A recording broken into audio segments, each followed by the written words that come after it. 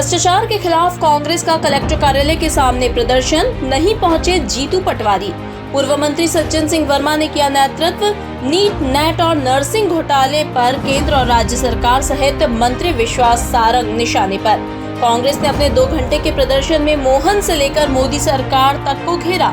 2 घंटे की भाषणबाजी के बीच दिया ज्ञापन, कलेक्टर कार्यालय के गेट पर दिया ज्ञापन। बोले सुरजीत सिंह चड्ढा, हमारा सरकार के खिलाफ अभियान जारी रहेगा। इधर नेता प्रतिपक्ष चिंटू चौकसे ने प्रदेश सरकार पर जोरदार जुबानी हमला किया। चौकसे ने नगर निगम घोटाले को सीबीआई जांच श्रेणी का प्रकरण माना। देखिए, आज नीट और नेट के एग्ज़ाम में जो धांधली हुई है और जो मध्य प्रदेश में नर्सिंग घोटाला हुआ है, युवाओं के भविष्य के साथ पूरे देश में खिलवाड़ हुआ है। आज हमारे देश में सबसे ज़्यादा अगर कोई मतदाता है तो वो युवा है, और युवाओं के साथ भारतीय जनता पार्टी की केंद्र से लेके सभी प्रदेशों की सरकारों ने, हर प्रदेश में ये धांधली हुई है नेट और नीट का। और ये जो नर्सिंग घोटाला मध्य प्रदेश में हुआ है, इसके खिलाफ आज हम लोगों ने एक बड़ा धरना और प्रदर्शन रखा और ज्ञापन राष्ट्रपति जी और राज्यपाल जी के नाम पर हमने दिया है। निश्चित रूप से इंदौर में हम लोग हर समय नगर निगम के घोटाले हों, नीट नर्सिंग घोटाला हो, जो भी नगर निगम भारतीय जनता पार्टी के घोटाले हैं उसके खिलाफ कांग्रेस पार्टी अपनी आवाज़ उठा रही है।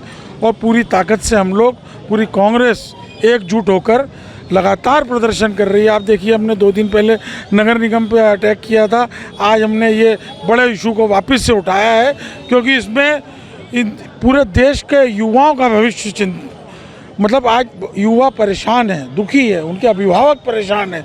आप मीडिया के माध्यम से देखिए किस तरह से वो लोग रो रहे हैं, परेशान हो रहे हैं। छोटे छोटे जिलों से, छोटे छोटे कस्बों से जब शहरों में पढ़ने भेजते हैं तो उन माता पिताओं को कितनी परेशानी होती है। कर्ज लेके लोग अपने बच्चों को पढ़ाने जा रहे हैं, पर ये देश के जो नेता हैं भारतीय जनता पार्टी के, उन्होंने देश के भविष्य को खराब कर दिया। देखिए, आज तो एक इंदौर शहर में हमारे शहर कांग्रेस, जिला कांग्रेस और पार्षद दल के नेतृत्व में एक ऐतिहासिक धरना प्रदर्शन हुआ, और ये चीज़ साबित करती है कि देश में एक परिवर्तन की लहर चल चुकी है। परिवर्तन भ्रष्टाचार के खिलाफ, परिवर्तन तानाशाही के खिलाफ, परिवर्तन के आने वाले समय में हमारे देश की रीढ़ की हड्डी कैसे मजबूत हो। जिस तरीके से आज का हमारा आंदोलन जो था, वो जो नीट, नेट और नर्सिंग घोटाले को लेकर जिस तरीके से प्रधानमंत्री जी की मंशा है कि 2047 में हम देश को विश्व गुरु बनाएंगे।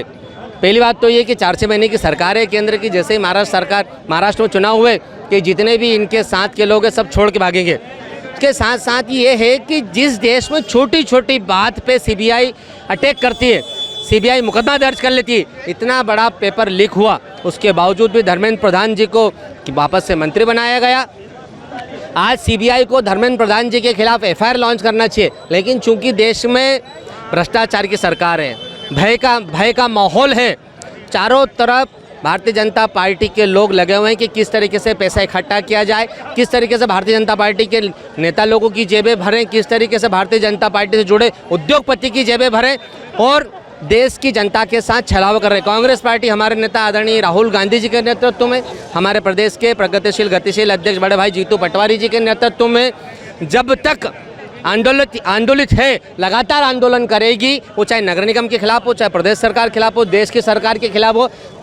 जब तक हम ये शहर में लोकतंत्र की स्थापना ना हो, जिस तरीके से महापौर जी ने और पूरी टीम ने इंदौर शहर को पूर्ण रूप से कलंकित किया, महाअहिल्या की पावन नगरी को पूरे देश में इंदौर शहर पहचाना जाता था, तो एक चीज़ के लिए कि स्वच्छता के लिए, इंदौर शहर की जागरूक जनता के लिए। आज अगर महाअहिल्या की नगरी को किसी चीज़ के लिए पहचाना जा रहा है तो वो पहचाना जा रहा है भ्रष्टाचार के लिए, वो चाहे वो ड्रेनेज का घोटाला हो, चाहे नाला टिपिंग का घोटाला हो, चाहे सड़क का घोटाला हो।